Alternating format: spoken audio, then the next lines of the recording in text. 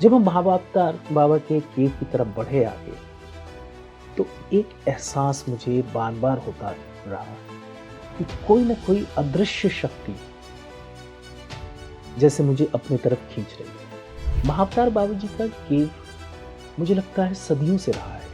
महाभारत काल अगर हम ले लें या उससे भी पहले चले जाए, हमें मार्गदर्शन देने के लिए समय समय पर आत्माएं आती और जाती रहती हैं, लेकिन कुछ आत्माएं जिन्हें हम चिरंजीवी कहते हैं, वो शाश्वत बनी रहती हैं और उनका उद्देश्य और ध्येय सिर्फ और सिर्फ मानवता के स्तर को ऊपर उठाना है। गुरुजी, ऐसा क्यों होता है कि किसी को भी, ज़्यादातर लोगों को जब भी दिव्य अनुभव हुए हैं या ऊर्जाओं का अनुभव हुआ है, चाहे वो महाअवतार बाबा जी हों, चाहे वो नीम करौली बाबा हो, चाहे लाहिड़ी महाशय हो, ये हमेशा पहाड़ों पर ही क्यों होता है? ऐसी दिव्य एनर्जीज पहाड़ी क्षेत्रों को ही क्यों चुनती हैं?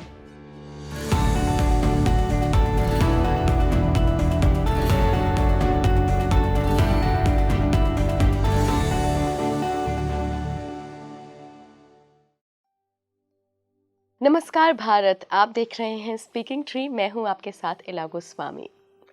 आज का पॉडकास्ट महाअवतार बाबा जी पर आधारित रहेगा। इतनी बड़ी दिव्य आत्मा है, इतनी महान हस्ती है कि इन पर हम मनुष्य बात करें वो मतलब आपको अजीब लगेगा, लेकिन फिर भी आप सभी जानना चाहते थे। आप में से कई लोगों ने कमेंट बॉक्स में हमें बताया कि महाअवतार बाबा के बारे में, उनकी जो गुफा है उत्तराखंड, उसके बारे में आप जानना चाहते हैं। तो आज हम ये स्पेशल एपिसोड लेकर आए हैं महाअवतार बाबा जी के बारे में। और आज के जो मेरे मेहमान हैं, उनके ऊपर नीम करौली बाबा की ऐसी कृपा हुई कि उस कृपा के ज़रिए वो महाअवतार बाबा जी तक पहुँचे। कैसी रही ये यात्रा, क्या उनका अनुभव रहा, महाअवतार बाबा जी के बारे में उनको क्या जानने का मौका मिला, दिव्य शक्तियों से वो कैसे जुड़ पाए, उत्तराखंड में उस गुफा में क्या हुआ, आज सबके बारे में, सारे अनुभवों के बारे में वो बताएंगे विस्तार से स्पीकिंग श्री के इस पॉडकास्ट में। तो बिना देरी करें उनसे रूबरू करवाती हूँ आपको। मेरे साथ जुड़े हैं श्री कौशल गुरु जी। बहुत बहुत स्वागत है गुरु जी आपका स्पीकिंग ट्री पर। धन्यवाद आपका मुझे बुलाने के लिए अपने प्लेटफॉर्म पर। गुरु जी, महाअवतार बाबा के बारे में आज अपने दर्शकों को हम बताने की कोशिश करेंगे। महाअवतार बाबा जी का जब नाम आता है तो ऐसे एक अलग अंदर से कॉलिंग आती है कि इनके बारे में सब कुछ जानने का मौका मिल जाए।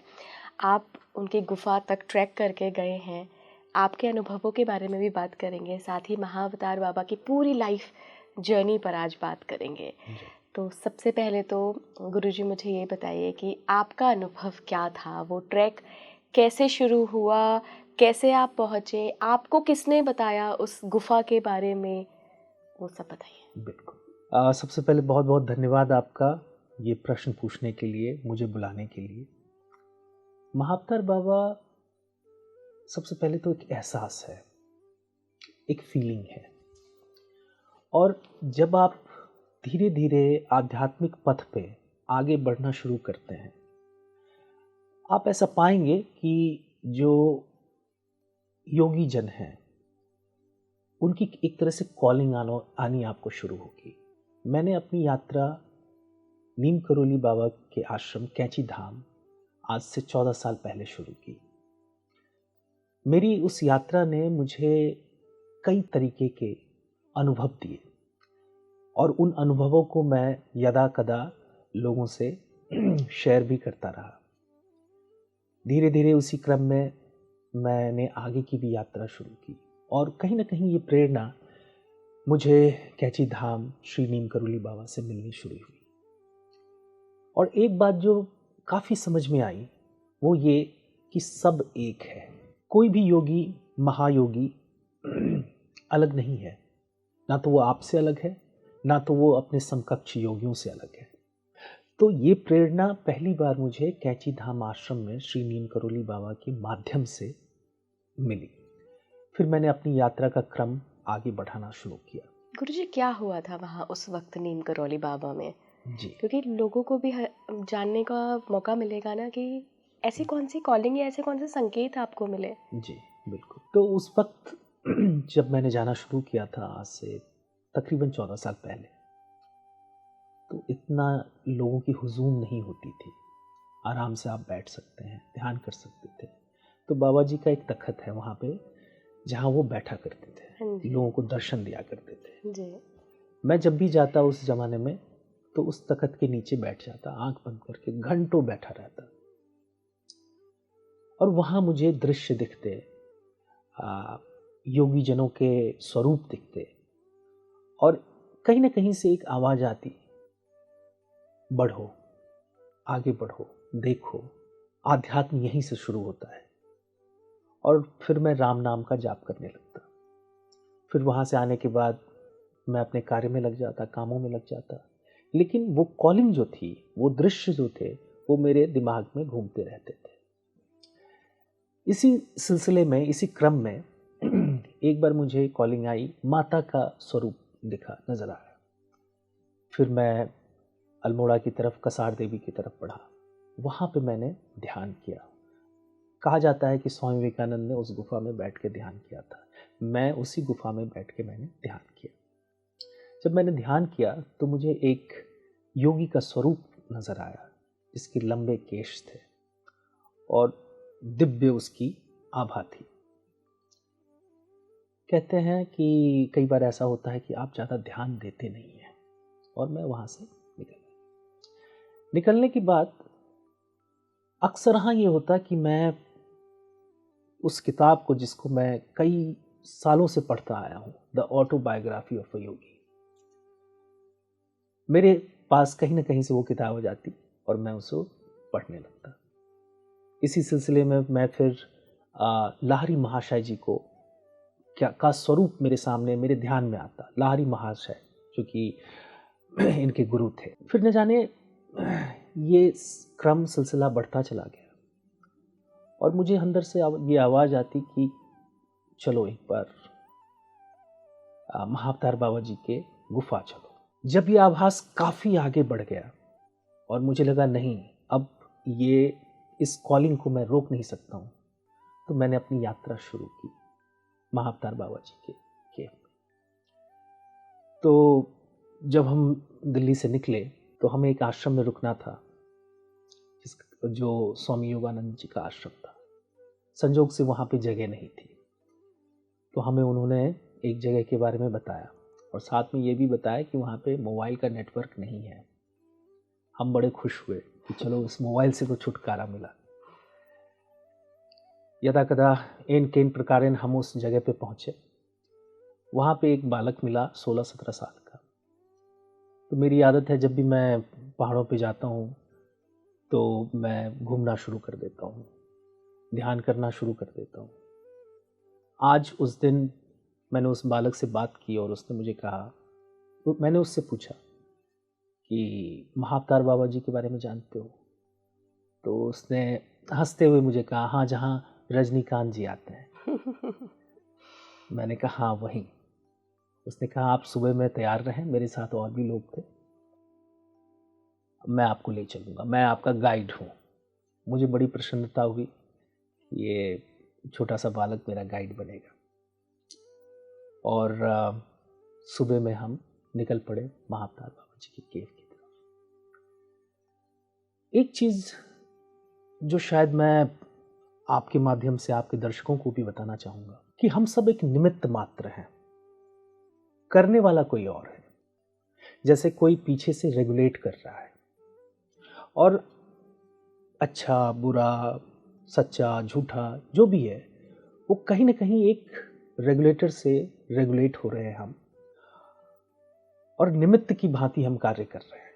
जब हम महाअवतार बाबा के केव की तरफ बढ़े आगे, तो एक एहसास मुझे बार बार होता रहा कि कोई ना कोई अदृश्य शक्ति जैसे मुझे अपने तरफ खींच रही है। तो मुझे ये लगा कि शायद ये सिर्फ मेरे साथ हो रहा है। इस फैक्ट को रीचेक करने के लिए मैंने अपने साथ के लोगों को पूछा, साफ साफ शब्दों में ना पूछकर मैंने घुमाकर पूछा कि आप लोगों को कैसा महसूस हो रहा है, क्योंकि शायद वो इतना कनेक्टेड नहीं थे, वो इतना जानते नहीं थे। तो मेरे लिए और भी आसान हो गया एक अच्छा जवाब सुनने के लिए। उन्होंने कहा जैसे कि कुछ पुल कर रहा है हमें। सबका यही कहना था, जिसमें बच्चे भी थे, बड़े भी थे। हमारी यात्रा आगे बढ़ती चली गई, साथ में और भी लोग जुड़ते चले गए। केव के थोड़ा सा पहले एक मंदिर है, ध्यान कक्ष है, जहाँ पे आप रुक के थोड़ा विश्राम करके तब आप केव की तरफ ऊपर बढ़ते हैं। हम सब रुके वहाँ पर। रुकने के बाद हम थोड़ी देर वहाँ पे हमने ध्यान किया। मुझे लगता है आज तक का जो ध्यान था उसका निचोड़ मुझे वहाँ पे मिला।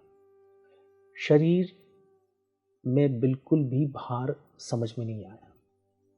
और कहते हैं ना, ध्यान शुरू करने से पहले थोड़ी सी मुश्किलात आती है। अगर आप अभ्यासी हैं ध्यान के तो आपका ध्यान तुरंत घटित होगा। अगर आप अभ्यासी नहीं हैं तब आपका ध्यान घटने में थोड़ा वक्त लगता है। लेकिन वहाँ ऐसा नहीं था। वहाँ आप बैठे, हम इतना चल के आए थे। सबसे पहली बात तो थकावट महसूस नहीं हुई। और जब हम वहाँ पे बैठे और आँख हमने बंद की तो जैसे सब कुछ, सर से सारा बोझ उतर गया। शरीर बिल्कुल विश्रांति की अवस्था में पहुँच गया। मन बिल्कुल शांत और एक अजीब सा उत्साह, जिसका वर्णन शब्दों में नहीं किया जा सकता है। एवं प्रकारेण हम वहाँ से केव की तरफ बढ़े। महाअवतार बाबा जी की जो गुफा है, और ऐसा कहा जाता है जहाँ पे उन्होंने लाहिरी महाशय जी को दर्शन दिए थे, एक अद्भुत वहाँ की ऊर्जा है, एक अद्भुत शक्ति है। और मैं अपने आप को बड़ा भाग्यशाली मानता हूँ कि मुझे वहाँ बैठकर ध्यान करने का अवसर मिला। जब मैं ध्यान कर ही रहा था तो पुनः ऐसे लगा जैसे कोई मुझे खींच रहा हो, मेरी आंखों को खोल रहा हो। और तकरीबन आधे घंटे में मैं वहाँ से उतरकर नीचे आया। जब गुफा से मैं नीचे उतरकर मुश्किल से 10 कदम चले होंगे, वहाँ पे एक बैठने की जगह है। जैसे मैं यहाँ बैठा हुआ हूँ एक पत्थर पे, और कुछ पत्थर इधर की तरफ हैं। मेरे मन में न जाने क्या आया और मैं उस पत्थर पे जाकर बैठ गया, आंख बंद करके। बाकी के जो लोग थे वो इधर उधर घूम रहे थे या बैठे थे। थोड़ी देर ही बीता होगा कि एक सन्यासिनी, एक माता जी, उस बगल वाले पत्थर पे आके बैठ गई। और मैं अपने मन ही मन, मैंने बिल्कुल अपनी सांस पे ध्यान करते हुए, और मैं चुपचाप बैठा हुआ था। मेरी आंखें थोड़ी खुल रही थी, बंद हो रही थी।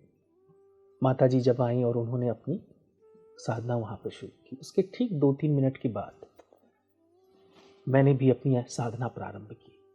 जीवन में ऐसा पहली बार हुआ, ऐसा अनुभव जो मैं आपको अभी बताने जा रहा हूँ, जो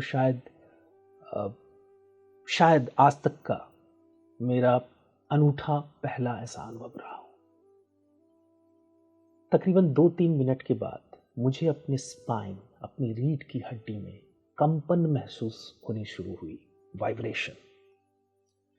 और इस वाइब्रेशन का जो सिरा था, या जो कह लें कि जो स्टार्टिंग पॉइंट था, वो स्पाइन का बॉटम ना होके स्पाइन का एंड था, अपर एंड। वहां से जैसे मुझे लगा कि कुछ मूव करना शुरू हुआ। धीरे धीरे ये मेरे पूरे स्पाइन में मूवमेंट हो रही थी। कुछ क्षणों के बाद मेरे लिए रोकना मुश्किल था, क्योंकि मेरी पूरी रीढ़ की हड्डी पेंडुलम की तरह, और वो भी काफी स्पीड में, वो अभी तो मैं खुद कर रहा हूं, वहां पे मुझे ये करने की जरूरत नहीं थी, वो खुद मूव हो रही थी। ये सिलसिला तकरीबन 10-12 मिनट तक चला। अब धीरे धीरे मुझे अपने शरीर की संज्ञा शून्य होने लगी, शरीर का ज्ञान कम होने लगा, और कोई विचार नहीं, बस वो मूवमेंट थी। और ऐसा महसूस हो रहा था जैसे शरीर का हर भाग अलग अलग दिशाओं में जा रहा है। सच कहूँ तो ऐसा जान पड़ा कि मैं हूँ ही नहीं, और अपने ऊपर ध्यान जा ही नहीं रहा था। जैसे सब कुछ है पर कुछ नहीं है, मैं हूं पर मैं नहीं हूं, मेरा शरीर है पर शरीर नहीं है, सांस है पर सांस नहीं है। शायद शब्दों में इसे हम नहीं बता सकते हैं। अनुभव का विषय है ये गुरुजी। जी बिल्कुल। जब मुझसे नहीं रहा गया और मुझे थोड़ी सी संज्ञा वापस आई तो मैं बोलने की स्थिति में नहीं था। मैंने सिर्फ अपनी आंखें खोली और मैंने हाथ से इशारा किया। तो जो मेरे सामने लोग थे वो मेरे पास आए और मैंने इशारे में ही कहा कि मुझे यहाँ से उठाओ, क्योंकि मेरे टांग खुल नहीं रहे थे, मुझसे उठा नहीं जा रहा था। एवं प्रकारेण उन्होंने मुझे उठाया एंड मैं ज़मीन पे थोड़ी दूर आगे जाके मैं लेट गया, थोड़ा पानी पिया। थोड़ी देर 15-20-25 मिनट के बाद मेरी संज्ञा फिर से शरीर में वापस आनी शुरू। मेरी पहली जो जिज्ञासा थी, मैं उन साध्वी को देखना चाहता था। मैंने देखा वो अपनी तपस्या में वहीं पर लीन थी। कुछ क्षण बीत जाने के बाद मैंने उन्हें प्रणाम किया और उन्होंने हल्के से आँख खोलते हुए मुझे कहा, आप आते रहिए। वो ज़्यादा हिंदी नहीं बोल पाती थी मेरे हिसाब से, शायद वो तमिल की थी, लेकिन उन्होंने मुझे बस इतना कहा कि आते रहिए। और मैं वहाँ से आगे की तरफ बढ़ चला।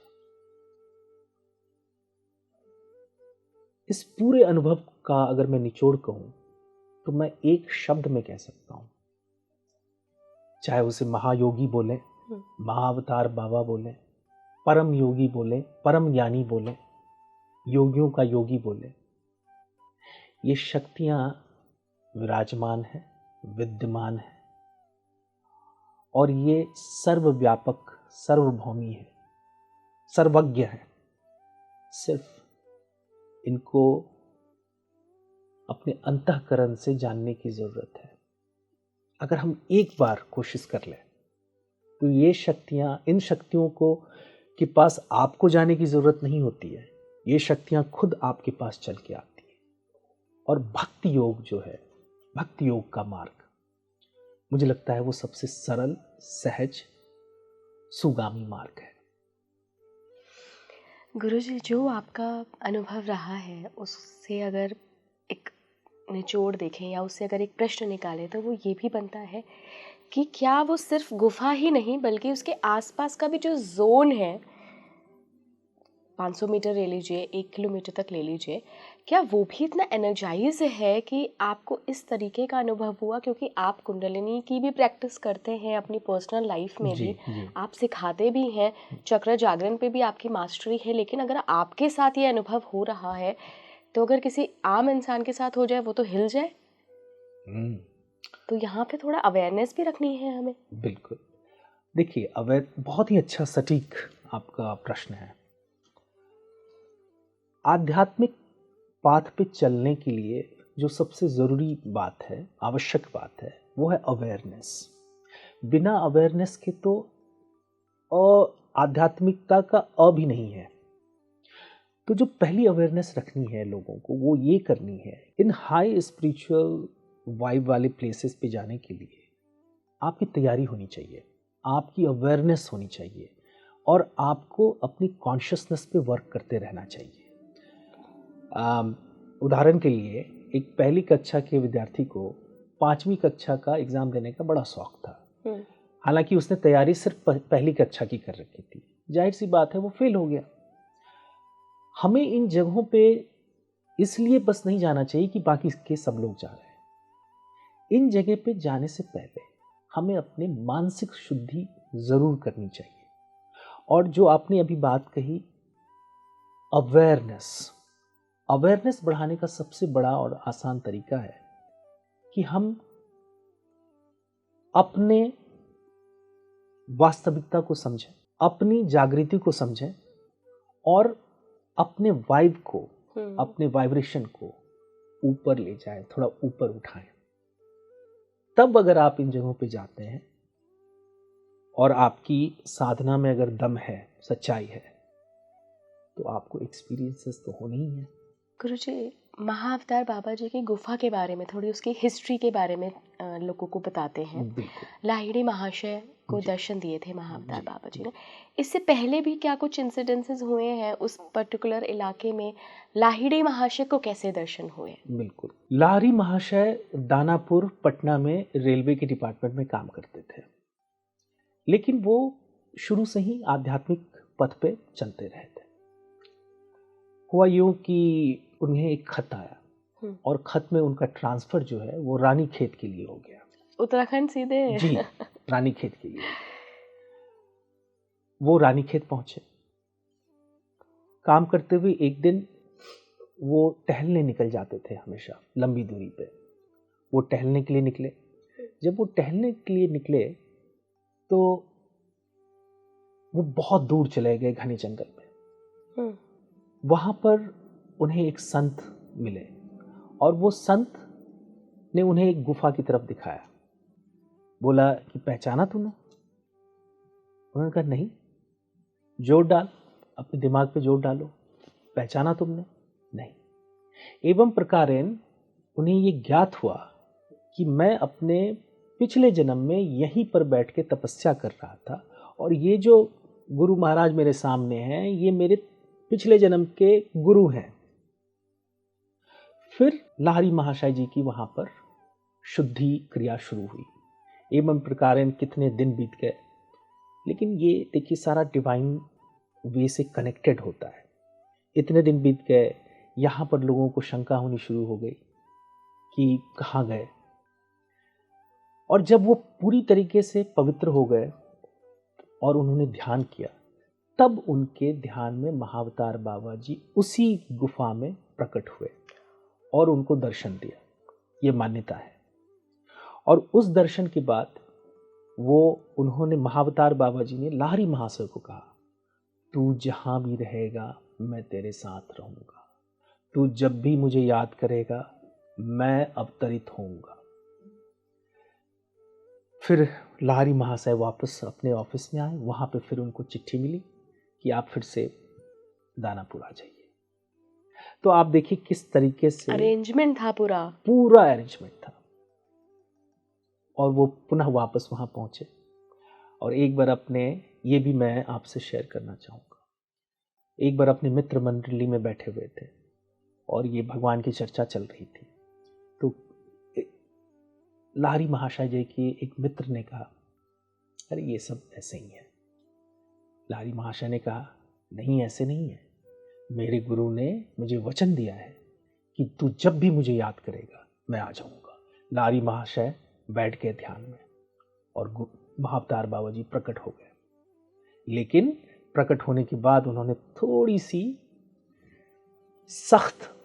सख्ती दिखाते हुए लाहिड़ी महाशय जी को बोला कि ये कार्टून का खेल नहीं है। सिर्फ अपनी बात को रखने के लिए तुमने मुझे याद किया, ये नहीं। जब तुम्हें सच्ची जरूरत हो, सच में प्रूव करने के लिए नहीं कि मैं हूं या नहीं, ये प्रूव करने की जरूरत नहीं है। और जब ये उनके मित्रों ने देखा तो उनके होश और उड़ गए। महाअवतार बाबा जी का केव मुझे लगता है सदियों से रहा है। लाहिड़ी महाशय का एग्जाम्पल बहुत नजदीक का है, बहुत नजदीक, इसलिए लोग कनेक्ट कर पाते हैं। इसलिए लोग कनेक्ट कर पाते हैं। हालांकि मेरा अपना मानना है कि ये नहीं कुछ भी तो 4-5 हजार साल से ज्यादा पुराना है। महाभारत काल अगर हम ले लें या उससे भी पहले चले जाएं आप, उससे भी पहले चले जाएं। हम कहते हैं ना पुरातन योगी, आदि योगी। बहुत लोग उन्हें भगवान शिव का अवतार समझते हैं। तो जिसकी जैसी प्रैक्टिसेस रही, जिसकी जैसी भावना रही, वो उसको उस रूप में दिखे। गुरुजी, हमने महाअवतार बाबा जी के बारे में या तो लाहिड़ी महाशय के जरिए जो बताया गया है उधर से पढ़ा सुना है, या फिर जो आजकल के योगी हैं उनके मुंह से सुना है। कई योगियों को दर्शन भी दिए हैं उन्होंने, कई योगियों उन्होंने एनर्जी के रूप में महसूस भी किया है। आपने भी उनकी गुफा के पास उनको महसूस किया है। लेकिन लोग ये जानना चाहते हैं कि क्या महाअवतारी बाबा कभी किसी शरीर में भी थे? कहाँ से आए ये? क्या शास्त्रों में इनका वर्णन है, या ये मतलब लोग जानना चाहते हैं कि उनका स्वरूप कितना पुराना है? बिल्कुल, इस प्रश्न के 2 उत्तर दूंगा मैं। पहला उत्तर, हाँ, ऐसा मानने वाले लोग भी हैं जो ये कहते हैं महाअवतार बाबा जी दक्षिण भाग से आए।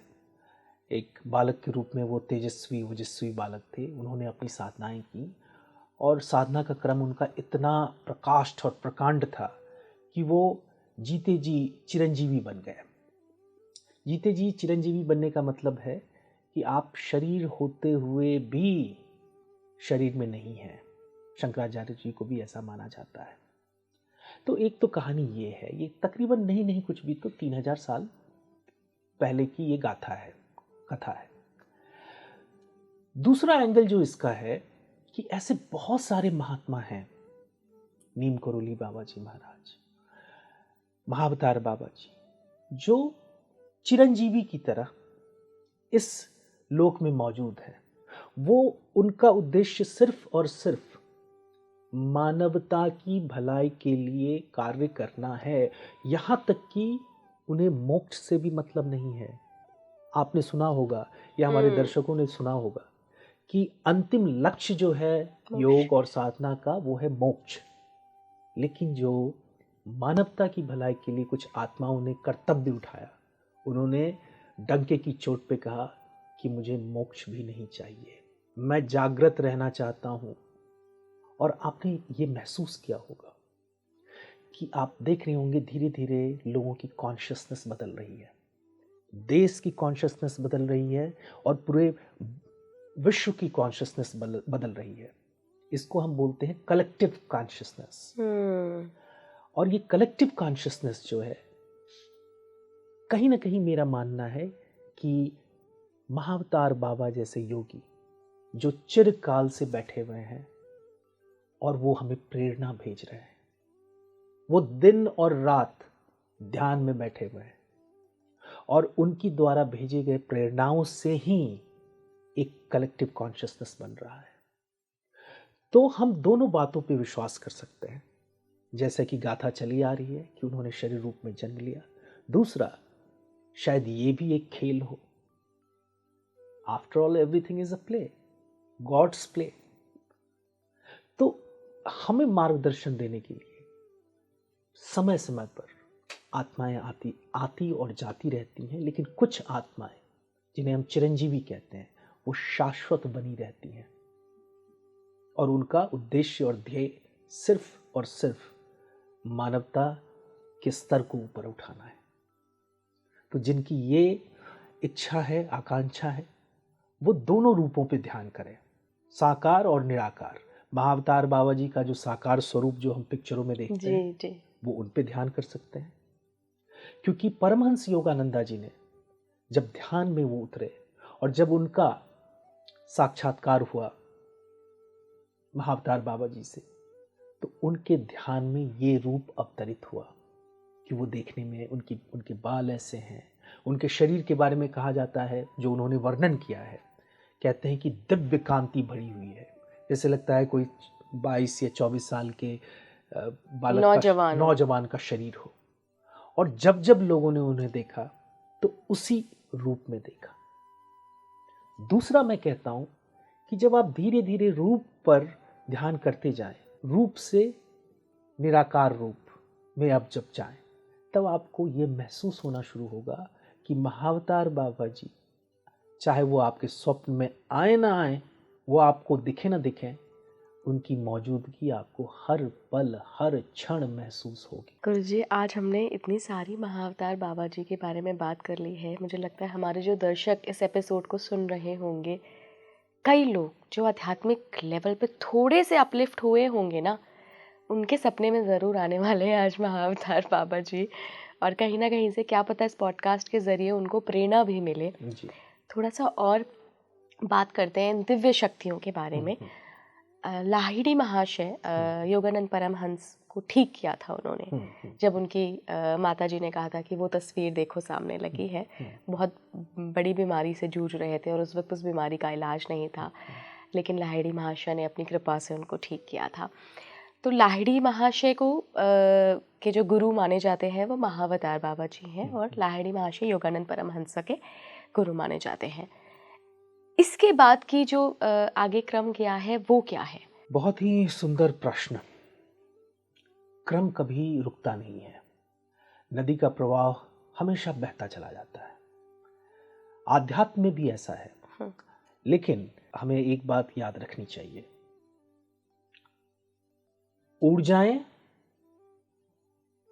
इंतजार में बैठी रहती हैं कि कब उनके सुयोग्य आत्मा धरा पे आए और ध्यान भक्ति के जरिए वो अपने आप को इतनी परिष्कृत करें कि वो क्रम फिर से बनता चला जाए। तो मैं अभी इस पे ज़्यादा नहीं कहूँगा, लेकिन हमें धैर्य रखना चाहिए और वो समय आने वाला है जब वो महाधारा, क्योंकि महाधारा कभी रुकती नहीं है और वो धारा बहती चली जाती है। शायद आज हमारे आसपास ही बहुत लोग हैं जो उस महाधारा से जुड़े हुए हैं और जो अगली कड़ी का हिस्सा बनते जा रहे हैं या बनने के लिए तैयार हो। शायद अभी नहीं दिख रहा हो, लेकिन आने वाले वक्त में, समय में ये हमें जरूर दिखेगा। गुरुजी, ऐसा क्यों होता है कि किसी को भी, ज़्यादातर लोगों को जब भी दिव्य अनुभव हुए हैं या ऊर्जाओं का अनुभव हुआ है, चाहे वो महाअवतार बाबा जी हों, चाहे वो नीम करौली बाबा हों, चाहे लाहिड़ी महाशय हों, ये हमेशा पहाड़ों पर ही क्यों होता है? ऐसी दिव्य एनर्जीज पहाड़ी क्षेत्रों को ही क्यों चुनती हैं? आप पहाड़ पे कितनी बार जाती हैं एक साल में? 3 बार। 3 बार, बहुत अच्छा। पहले दिन जब आप शहर से निकल के पहाड़ों में शाम को बैठती हैं, आपको क्या डिफरेंसेस पता चलता है? अगर मैं अपनी बात करूं, मेरा मन बहुत भागता है, मतलब मेरे दिमाग में आई थिंक लाखों विचार चलते रहते होंगे, बट पहाड़ों पे जाके शांति मिलती है। तो पहली बात तो ये पता चल गई कि पहाड़ों में जाते ही शोर नहीं है। पहाड़ों में कहीं ना कहीं जो सदियों से योगी आवागमन कर रहे हैं, उनकी ऊर्जा विद्यमान है। और पहाड़ एक तरह से देवता का स्वरूप है, क्योंकि पहाड़ ने अपने में कई सारे जीवों को समेट रखा है, वनस्पतियों को समेट रखा है। दूसरी चीज, वहां पर मानव अभी भी एक शहर के अपेक्षाकृत कम वास करते हैं। पवित्रता अभी भी बनी हुई है। देखिए, सबसे पहले जो एक वातावरण को दूषित करने वाली चीज है, या फिर एक वातावरण को सुगंधित अच्छा बनाने वाली चीज है, वो है इंसान का दिमाग। वहां इंसान कम है, वहां वो भ्रष्ट सोच कम है और पवित्रता ज्यादा है। दूसरी चीज, पहाड़ों पे ही क्यों ये सब अनुभूतियां होती हैं? क्योंकि पहाड़ में एकांत है, पहाड़ में गुफाएं हैं, और गुफा अपने आप में एक तरीके से एनर्जी शील्ड की तरह काम करती हैं, जो प्रोटेक्ट करती हैं किसी भी तरीके की बैड फ्रीक्वेंसी को अपने अंदर प्रविष्ट होने में। और जब आप अपने ध्यान को उसमें केंद्रित करके बैठते हैं, तब जो आपकी विचारों से जो वाइब्रेशंस निकलते हैं वो बहुत ही ज़्यादा कॉन्सेंट्रेटेड होते हैं, बहुत ही ज़्यादा सुनियोजित होते हैं, सुदृढ़ होते हैं, और उनमें इतनी ज़्यादा कंपन होती है कि एक विचार अगर एक गुफा में बैठ के किया जाए दिन रात प्रतिदिन, वो पूरे ब्रह्मांड में उसको फैलने से कुछ भी रोक नहीं सकता है। इसीलिए जो हमारे योगी थे वो किसी साइंटिस्ट से कम नहीं थे। कैसे? उनको हमसे, आपसे बहुत पहले ऊर्जा का ज्ञान था, वाइब्रेशंस का ज्ञान था, फ्रीक्वेंसीज का ज्ञान था। इसलिए आप देखो ना, हर मंत्र की फ्रीक्वेंसी अलग है। बिल्कुल। हर बीज मंत्र की फ्रीक्वेंसी अलग है। जी जी। यहाँ तक कि आप सिर्फ राम बोलते हैं, उसकी भी अलग। आपकी सिर्फ राम कहने से आपका सोलर प्लेक्सस और आपका थर्ड आई एक ही शब्द में एक्टिवेट, दोनों वाइब्रेट होते हैं। अब इससे क्या अद्भुत बात हो सकती है? तो जब इस सिलसिले में मैं एक उदाहरण देना चाहूँगा। महाअवतार बाबा जी का जो मुख्य केव है, मुख्य गुफा है, उससे थोड़ा सा नीचे उतर के उसके बैक साइड में एक छोटी सी गुफानुमा आकृति है। मैं उसमें प्रविष्ट हुआ। सिर्फ बैठने भर की जगह है। जैसे ही मैं बैठा, और वो मिट्टी का है, पत्थर, थोड़े से पत्थर हैं, मिट्टी है, बस इतना सा खुला हुआ है जिसमें आप बैठ सकते हैं आराम से। मैंने आंख बंद की। आंख बंद करते ही मुझे ऐसा लगा, जो अनुभव वहाँ था मेन केव में, वहाँ से अलग अनुभव यहाँ हुआ। वो केव सूर्य की तरह था, हम्म। ये चंद्र की तरह। आप समझ रहे हैं ना? बिल्कुल ये समझ चंद्र रही की हूँ। तरह इसने मुझे बिल्कुल शांत कर दिया। और मैं यहाँ बैठा था, जब मैंने राइट की तरफ सर मोड़ा तो मुझे एक सुरंग सा दिखा। बाद में पूछने पर, पता करने पर मुझे पता चला कि ये सुरंग हाल फिलहाल तक कार्य करती थी। यहाँ से आप सीधे बद्रीनाथ को जा सकते हैं। ओह, यहाँ से आप सीधे बद्रीनाथ को जा सकते हैं। हालांकि किसी कारणों से अभी उसको बंद करके रखा था, मैंने उसके बाद ज़्यादा पूछा भी नहीं। लेकिन आप समझ सकते हैं, पहले की योगी, पहले के लोग और पहाड़ों का महत्व। गुरुजी, ये जो योगी लोग होते हैं, ये इनको किसी शरीर की ज़रूरत तो होती नहीं है, तो ये ट्रैवल कैसे करते थे मन की गति से? बिल्कुल, मन की गति तो है ही। एक शब्द में मैं इसका जवाब देना चाहूँगा। किसी ने नीम करोली बाबा से पूछा कि कुंडलिनी जागृत हो जाएगी तो क्या होगा। उन्होंने एक शब्द में, एक वाक्य में उत्तर दिया, तुम्हें एरोप्लेन की टिकट की जरूरत नहीं है, तुम यहां से अमेरिका पलक झपकते पहुंच जाओगे। आपके अंदर ही सर्वस्व है, पूरा ब्रह्मांड है। और मैं बार बार लोगों से यही प्रार्थना करता हूं कि अपने अंदर के ब्रह्मांड को जानने की कोशिश करें। एंड इसके लिए मेरा जो टैगलाइन है वो है, first connect with yourself and find the balance. आज की सबसे बड़ी विडंबना है कि हम बाहर से कनेक्ट करते हैं, किताबों से कनेक्ट करते हैं, सारी बाहरी चीजों से हम कनेक्ट करते हैं। क्या हमने कभी अपने आप से कनेक्ट किया या करने की कोशिश करते हैं? महज एक मिनट भी, एक क्षण भी हम दे दें अपने आप से कनेक्ट करने को, तो काम हो गया।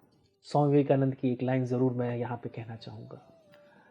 उन्होंने कहा, अगर किसी भी दिन तुमने अपने आप से बात नहीं की, किसी भी दिन तुमने अपने आप से बात नहीं की, तो तुमने एक महान इंसान से वार्ता करने का मौका खो दिया।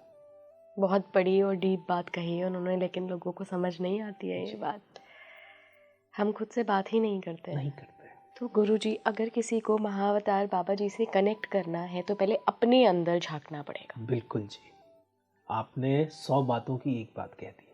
इला जी, ऐसा है, सिर्फ महाअवतार बाबा जी से ही नहीं, उन्हें किसी भी दिव्य आत्मा से जुड़ना हो, चाहे वो हनुमान जी हो, चाहे वो कोई भी दिव्य आत्मा हो, जो पहला जो स्टेप है वो अपने आप से कनेक्ट करना है। वो यहाँ इस स्टूडियो में भी बैठ के हो सकता है, वो आपके अपने घर में भी बैठ के हो सकता है, वो मेट्रो में चलते हुए भी हो सकता है, कार में बैठे हुए भी हो सकता है, एरोप्लेन में उड़ते हुए भी हो सकता है, खाना खाते हुए भी हो सकता है, या जिम में एक्सरसाइज करते हुए भी हो सकता है। कहते हैं ना, इंटेंशन एंड अटेंशन। आप जैसी इंटेंशन रखोगे, आपकी अटेंशन वैसी हो जाएगी। सो आपको चलते उठते बैठते अंदर से वो एक इंटेंशन रखनी है। जैसे आपको मैं एक छोटा सा एग्जाम्पल के तौर पे समझाता हूँ ये बात, अपने आप से कनेक्ट कैसे होना है। जैसे कभी हल्का सा कुछ, हल्की सी चोट लग जाए या कुछ चुभ जाए, हम सब, बहुत हल्की सी चुभन हो या कोई सुई लगी हो, हम सब काम करते रहते हैं, पर अंदर ही अंदर वो टीस हमें, वो हल्का सा पेन, यस, वो हमें महसूस होती रहती है। जब आप खुद से कनेक्ट होना चाहें तो सबसे पहले आपको अपनी जागृति पे काम करना है और अपने होने पे। क्या हम अपने होने को हम महसूस कर पाते हैं? मतलब मैं ये दावे के साथ कह सकती हूँ कि आधे से ज़्यादा लोग सिर्फ ऐसे ही आंख बेहोशी में जी रहे हैं। जी, तो इसी बेहोशी को हमें सबसे पहले, इसे हम तंद्रा कहते हैं। तंद्रा, तंद्रा, ना हम जागे हैं ना सोए हैं, तंद्रा ही है। इस तंद्रा की अवस्था को हमें तोड़ना होगा, और जब वो पहली बार टूटेगी, बहुत शोर मचाएगी, बहुत रिपल्सन होगा हमारे अंदर। कभी हम बीमार फील करेंगे, कभी हम थका हुआ फील करेंगे, लेकिन आप रुके नहीं, उस तंद्रा को तोड़े। और तंद्रा को तोड़ने के लिए जो रामबाण दवाई है इस काल के लिए, इस काल में, वो है भक्ति का मार्ग, नाम जाप। ओम अ उ म से मिलके बना है। दिन रात इसका उच्चारण करते रहे मन में।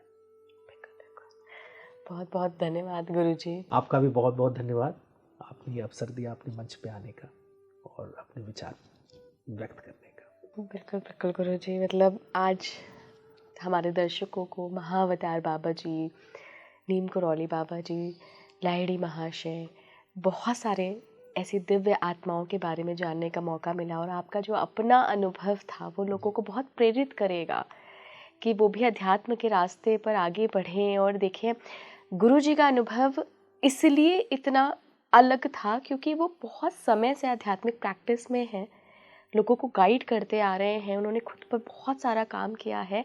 आप ऐसा मत सोचिएगा कि आप भी वो ट्रैक करके अगर महाअवतार बाबा जी की गुफा में जाके ध्यान लगा लें तो आपको भी कुछ ऐसा ही अनुभव होगा। हर किसी की साधनाओं का लेवल, हर किसी के अनुभवों का लेवल अलग होता है। कोई भी ऐसी एक्सपेक्टेशन बिल्कुल मत रखिएगा कि आपकी भी स्पाइन ऐसे पेंडुलम जैसे हिलने लगेगी या आपको भी कुछ दिख जाएगा। हो सकता है आपको कुछ भी अनुभव ना हो, लेकिन वहाँ से आने के बाद ये ज़रूर हो कि आप बदल जाएं और कुछ पॉजिटिव बदलाव ही आए। जुड़े रहिए स्पीकिंग ट्री के साथ और मुझे अपने अनुभव ज़रूर बताइएगा अगर ऐसा कोई अनुभव आपको हुआ है। नमस्कार।